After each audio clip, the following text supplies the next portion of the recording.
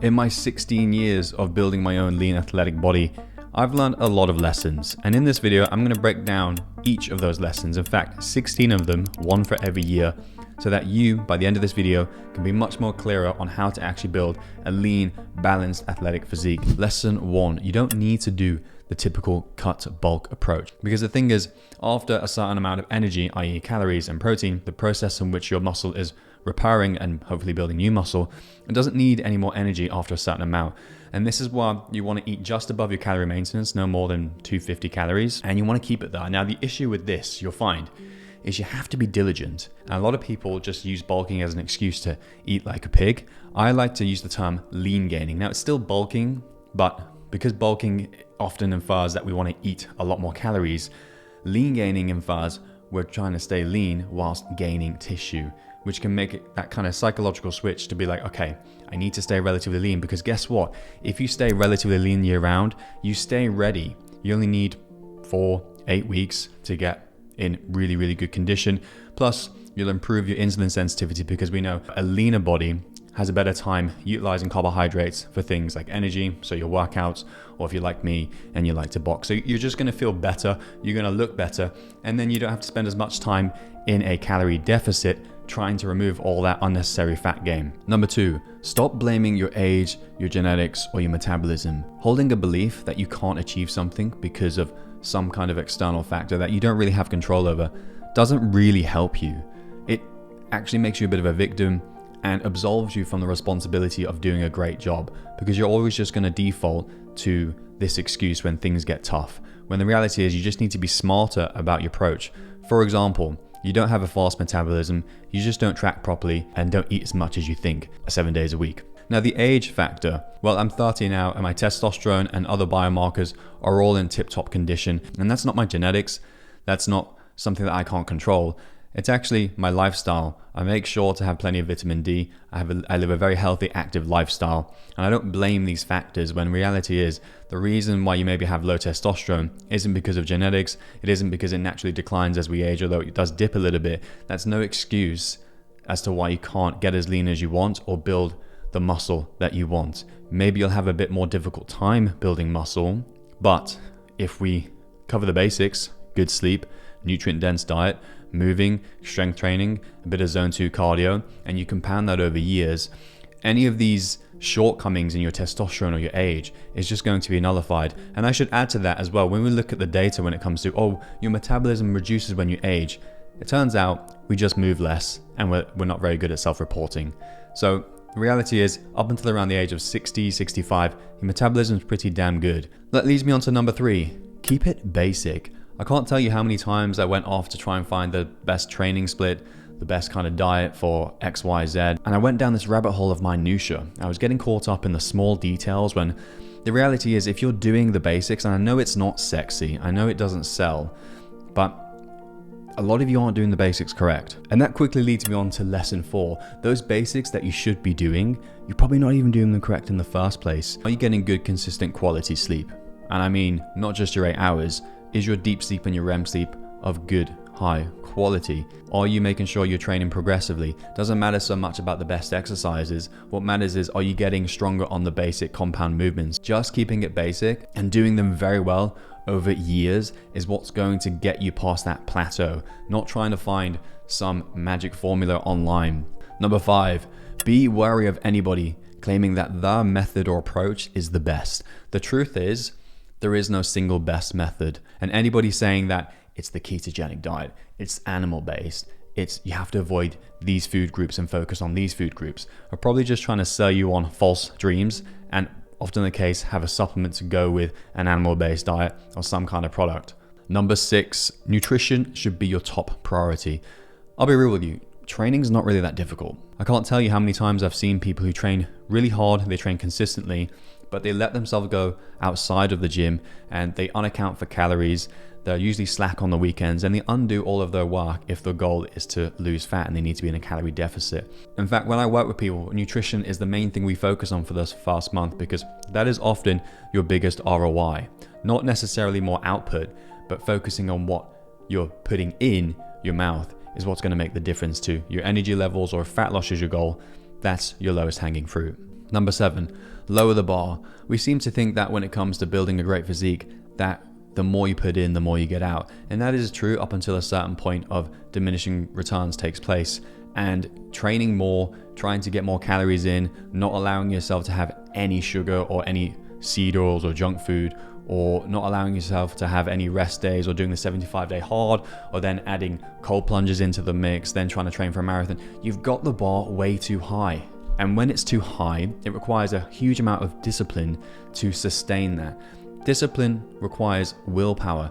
And if you're like me and you're human, now you run a business, you work really hard already, you've got a very intense 9 to 5, and maybe you're in a relationship or whatever, or you have a social life.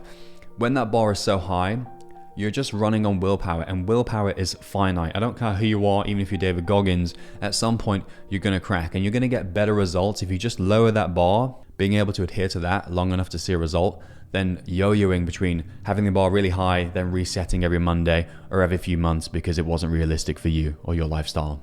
8, data over feelings. We don't care about feelings, we don't care about anecdotes, we care about real, tangible data when it comes to, are you tracking your workouts? Right? If you're struggling to gain strength, if you've got plateau, if you're not sure if you're losing muscle on a fat loss phase, are you using that data to ensure that, okay, we are progressing or at least maintaining strength? And then you also have, are you tracking your data with your nutrition? Do you know exactly how many calories you're having 7 days a week? Now, I'm not saying you need to calorie track for the rest of your life, because I haven't calorie tracked for the past 4 years and I use an intuitive approach. But to start building that awareness of how much food you're having 7 days a week, you need to start tracking somewhere. And then after a while, you'll get better at it. But if you're stuck, if you're dissatisfied with the results, one of the first thing I'll do with you is let's get the data. Screw your feelings, screw what you think. Let's look at the data, because the data is what always tells us the truth, not you. Lesson 9, use friction thinking. This has saved me using so much more willpower than necessary when it comes to trying to train consistently, eat the right foods, follow the right lifestyle habits to get the body that I want. For example, if I'm training, I know myself that if I work all day, the likelihood of me going to the gym at 6 p.m. is quite low. So what I'll do is I'll always try and orientate my life, if I have that luxury, which I do, to train in the mornings or midday. For you, it could be putting your shoes next to the front door, or it could be if you know that you're going home, the likelihood is you're probably going to sit on that couch. So have your gym stuff in the car, ready to go straight to the gym. We just basically want to make the undesired behavior more difficult to do, adding friction, and the new desired behavior easier to do by reducing the friction. 10, you're probably not training hard enough. Now, when I say training hard enough, I don't mean a ton of volume and short rest periods.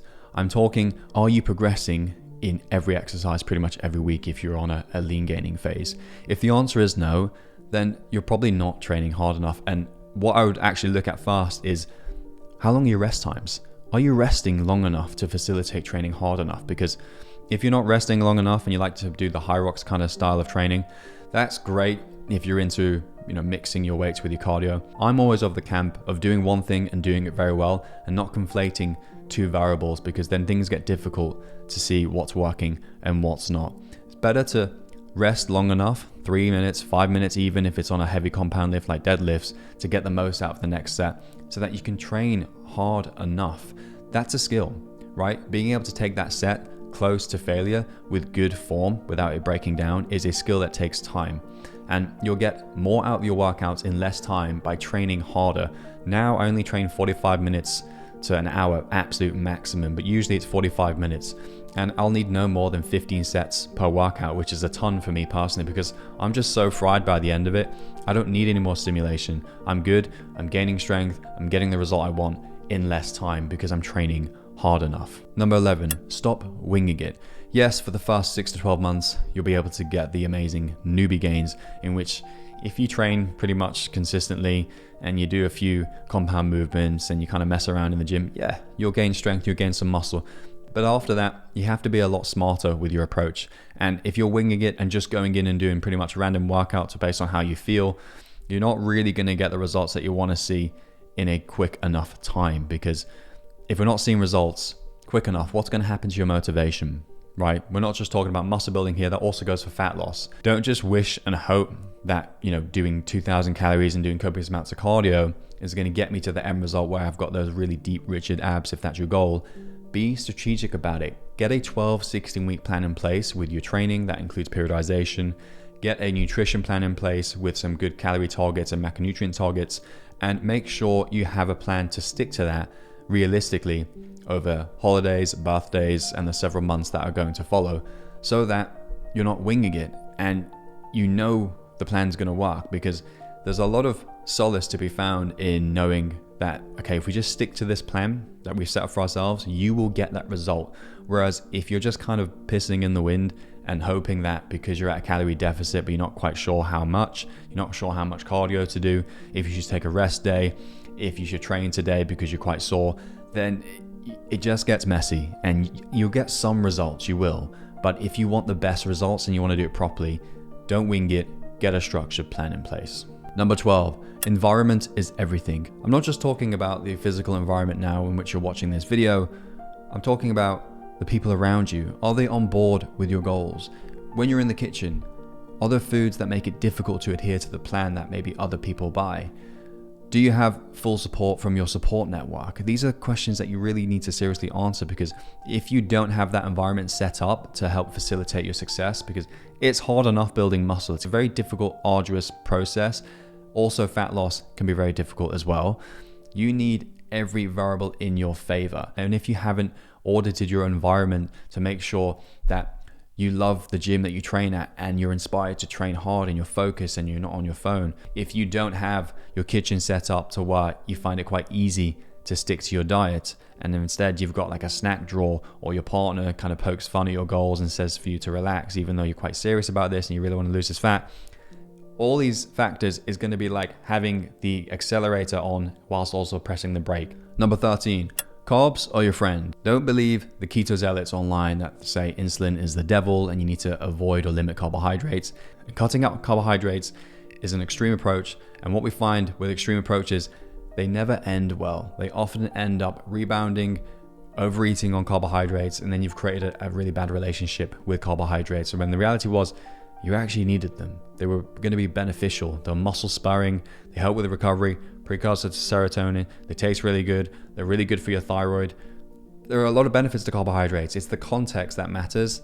And if you're sitting on your arse all day, then you're going to have, let's say, a pizza, or let's say you have a big bowl of white rice with no fiber, no good healthy fats to slow down that absorption to help prevent that insulin spike, or the scurry insulin spike, then yeah, sure, you're going to feel quite crap. But if you have that same meal, but then go for a nice little brisk walk, add a bit of extra healthy fats into that meal, maybe some fiber, you'll feel fine. 14, know your why. People don't change through desire. They're more motivated by pain. And having a strong enough why as to why you want to do this can be the rocket fuel to propel you towards your goal. Take me, for example. I started training 16 years ago because when I was in high school, I got bullied. Now, sure, that's not motivating me anymore, but in the beginning, you need to have a strong enough why to change. Maybe it's a health scar. Maybe it's the fact that when you look in the mirror and you wake up, you've seen that you've piled on a bit of weight, and this is not the standard you have for yourself. Are you okay with being average? Or are you someone that, I want to be great, I want my body to reflect the kind of standards I have myself as a person? And I can give you the best plan in the world, but if you don't have a strong enough why, you're not going to get the result that you want. Number 15, keep your cardio separate to fat loss. When you perform cardio, it's often associated with calories burned, and that's, for a lot of people, why they do it. You'll see them year round on the treadmills, trying to burn away all these extra calories to hopefully get in shape for summer. Alas, they always look the same. They get some results, but they're on that cardio machine 365 days a year pretty much. And honestly, it's quite sad to see, because they should be focusing on their diet to facilitate fat loss, not necessarily cardio. That can be a helpful bonus or icing on the cake once your diet is in place. But it's much easier to not eat 200 calories than it is to try and burn those 200 calories on a cardio machine. Because what's going to happen if you go down that path? You're going to start building a negative relationship towards cardio, that, oh, I have to do this to burn those calories. I overate on the weekend. I need to get on the cardio machine now to burn them off. That's a toxic and terrible approach. Do cardio for the inherent benefits of doing it. your VO2 max improvement, your cardiovascular health, the mental benefits, how you feel afterwards. And number 16, the biggest lesson of them all, there are no shortcuts. In my 16 years, I was always trying to find a way to be more efficient with my training, to try and burn that last bit of stubborn belly fat quickly and effectively. And you'll see people who crash diet or do extended fasting to try and undo the damage over the weekend, or to try and get a shortcut to fat loss. But you're looking at it completely wrong. It's not the result itself that you're after. It's the process and the person you become during that process that is what you want, because that person is the one that can keep those results, and that's the one who can get those results back if they ever lost them. And one of those shortcuts that I mentioned, fasting, I'm not particularly a fan of for reasons that I mentioned in this video.